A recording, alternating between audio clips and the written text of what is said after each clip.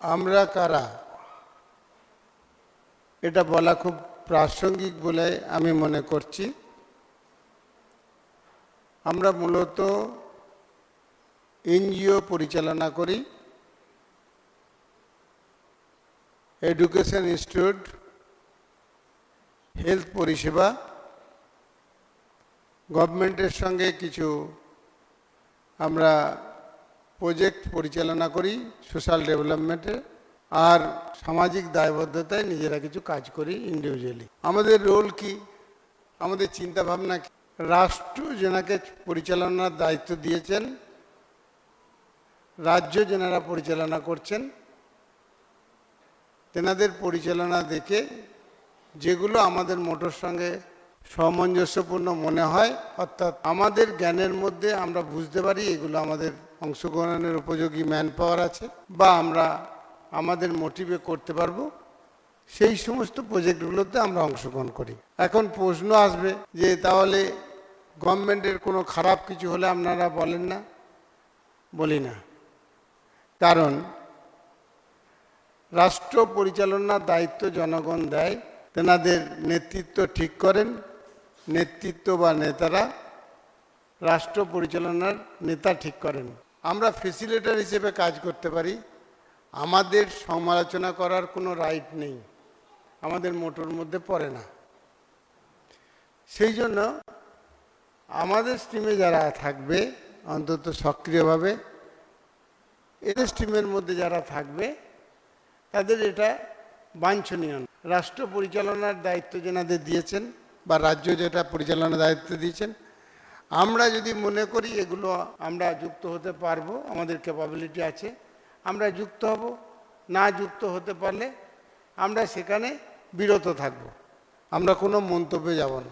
যেনারা রাষ্ট্র পরিচালনা করছেন তেনাদের নীতিগুলোকে আমরা ফলো করেছি, এই নীতিগুলো ফলো করেই আমি এখানে 3 বছর এসেছি। সেই অনুসারেই কার্যকারী একটা ভূমিকা আমরা ধীর গতিতে করছিলাম, কারণ যেহেতু ওয়েস্ট বেঙ্গলে আমাদের বেশিরভাগ কার্যকলাপ আছে, শুধুই ওনাদের দেখানো পথে যাওয়ার মতো অবস্থান নেওয়ার পরিস্থিতি আমাদের ছিল না। সেই জন্য আমরা এখানে যে কাজটি করতাম সেটা এতটা বিশ্লেষণের মধ্যে কোনোদিন যায়নি। যেনারা বয়স্ক বা একটু অভিজ্ঞ তেনারা বুঝবেন, এই রাষ্ট্র যেদিন থেকে স্বাধীনতা হয় প্রথম একটি গভর্নমেন্ট এই রাষ্ট্রটি পরিচালনা করেন। সেই গভর্নমেন্টের নীতি ছিল পুঁজিপতিরা পুঁজি বাড়াতে পারবে, তাহলেই দেশটার উপকার হবে। অর্থাৎ তেনাদের ভাবনা ছিল পুঁজিপতি যখন পুঁজি বাড়াবে তখনই কর্মী বাড়বে, কর্মীর স্বচ্ছন্দ বাড়বে এবং রাষ্ট্রের ডেভেলপমেন্ট হবে, দেশের ডেভেলপমেন্ট হবে, তার মানে মানুষের ডেভেলপমেন্ট হবে। তারপরে ওয়েস্ট বেঙ্গল এবং ত্রিপুরাতে আরেকটি গভর্নমেন্ট আসেন, তেনারা লেনিন এবং মার্ক্সকে সামনে রেখে সাম্যবাদের একটা কথা বলে একটা গভর্নমেন্ট পরিচালনা করেন। তারপরে এখানে যে গভর্নমেন্টটি এসছে সেই গভর্নমেন্টটি দীনদয়াল উপাধ্যায়ের আদর্শকে তুলে ধরে এবং অন্তোদয়, একান্ত মানববাদ, এই নীতির উপর গভর্নমেন্টটা চলছে। আমাদের প্রায় 14 বছর একটি গভর্নমেন্ট চলে ওয়েস্ট বেঙ্গলের ক্ষেত্রে। সেটা হচ্ছে মহাপুরুষদের সামনে রেখে কিছুটা পুঁজিবাদ, কিছুটা সাম্যবাদকে মিলিয়ে, আমি যেহেতু এর কোনো বাদ ছিল না, মমতাবাদী বলি, সেই বাদের উপর ওয়েস্ট বেঙ্গলে 14 বছর একটা গভর্নমেন্ট চলে। 14 বছর গভর্নমেন্ট চলাকালীন 3.5 বছর আমি এখানে কাজ করছি। স্বভাবতই আমি এইভাবে খোলা এরকম সাপোর্ট করতে পারিনি তখন, যে অন্তোদয় বা মানববাদের উপর দাঁড়িয়ে যে গভর্নমেন্টটি চলছে তার মোটোর উপর দাঁড়িয়ে আমরা আমাদের মতো অ্যাক্টিভিটিসটা তৈরি করি। অন্তোদয় কথাটির অর্থ হচ্ছে সবচেয়ে গরিব বা দুর্গম জায়গায় বাস করছেন সেই মানুষের কাছে সমস্ত পরিষেবাটা পৌঁছে দেওয়াটা হলো রাষ্ট্রের মূল লক্ষ্য। মানুষত্ব বা মানুষের কথা ভেবে শিল্প সাহিত্য সংস্কৃতি সব কিছুই ডেভেলপমেন্ট ঘটবে। এটাকে মানববাদ, একান্ত মানববাদের মতো পরে দীনদয়াল উপাধ্যায় এটিকে প্রচার প্রসার করার চেষ্টা করেন এবং সেই অনুসারেই এই আইডিওলজির উপরেই গভর্নমেন্টটি আইডিওলজি তৈরি করার চেষ্টা করছে বা করেছে। সেই জায়গা থেকে আমরা তো নন পলিটিক্যাল অর্গানাইজেশন এবং সেই নীতিটার উপর বেস করেই আমাদের ভাবনা কি, ডিজিটাল ইন্ডিয়া, মহিলাদের এগিয়ে নিয়ে যাওয়ার ভাবনা আমাদের মাননীয় প্রধানমন্ত্রীর। এই ভাবনাকে কাজে লাগিয়েই ওনাদের যে বক্তব্য, গ্রামের প্রতিটি মানুষ ডিজিটাল পদ্ধতিতেই কাজ করবে। বাস্তবিক এত তাড়াতাড়ি এটা সম্ভব নয়, তাই আমরা ভেবে নিয়েছি প্রতিটি গ্রামে একজন করে মহিলা ডিজিটাল এবং এআই শিখবে। এআই শিখবে বলতে কি, এআই ইমপ্লিমেন্টটা করে মানুষের উপকারের কথাটা ভাববে, এই শেখা এর বেসিক। যে কি করে এআই ইউজ করে, এটা খুব সিম্পল। কথা বললো, কথা বলে সেটা সবাই পারবে, কিছুদিন দেখলে পারে বা কিছুদিন তারা যদি এখানে অংশগ্রহণ করে। দূর দূরান্তে মহিলারা থাকেন, তেনাদের তো ক্লাস করার উপায় নেই।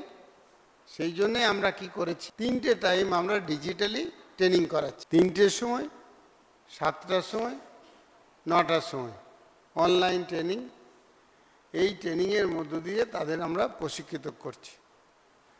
কি প্রশিক্ষণ আমরা দিচ্ছি, 7টি পরিষেবা যেন ডিজিটাল উপায়ে সমস্ত মানুষ পায়, তাই জন্যে তারা হেল্প করবে বা তাদের সঙ্গে অংশগ্রহণ করবে। তার মানে একজন শিখলেই বাকিরা আস্তে আস্তে শিখে যাবে, পরিষেবাটা কিন্তু প্রথম দিন থেকে পাবে। এটাকেই আমরা নাম দিয়েছি এআই মা। ছোট অক্ষর, ক্যাচি নাম, শুনতে দেখতে ভালো।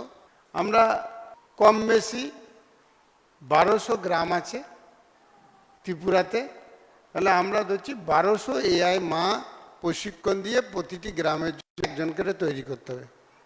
যাদের গ্রামগুলো বড়, একটা সাইকেল লাগবে আর মিনিমাম একটা ফোন বা ভালো হয় ট্যাব হলে, তাহলে তার মধ্য থেকেই গ্রামের সব লোকের পরিষেবা হবে। উদাহরণস্বরূপ বলি, এটা মেডিকেল কলেজ বলে, ওরা টেলিমেডিসিনে সবাই এখানে ডাক্তার দেখাতে পারবে বা যে কোনো জায়গায় ডাক্তার দেখাতে পারবে।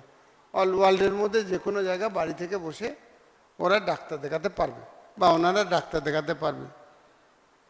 বেসিক কনসেপ্ট এইটা। এই এআই মায়েদের খোঁজা, তাদের অংশগ্রহণ করানো জন্যে 300 জন মহিলা এন্টারপ্রেনার আমরা তৈরি করছি। তারা কাজটাকে মনিটরিং করবে, তদারকি করবে বা কোথাও যেয়ে 2-4 দিন থেকে তাদের হেল্প করে দেবে, যাদের ফিজিক্যালি ট্রেনিং দিতে হয়। আর 500 জন সোশ্যাল ইনফ্লুয়েন্সার যারা প্রচার প্রসার করবে, নিয়ে টোটাল হচ্ছে 2000 জন। এই 2000 জনের ট্রেনিংটাকে আমরা কমপ্লিট করতে চাইছি যুদ্ধকালীন ভিত্তিতে সেপ্টেম্বর মাসে 25 তারিখের মধ্যে। কারণ এই দিনটা আমরা টার্গেট করছি এই কারণে, এই দিনটা হচ্ছে দীনদয়াল উপাধ্যায়ের জন্মদিন।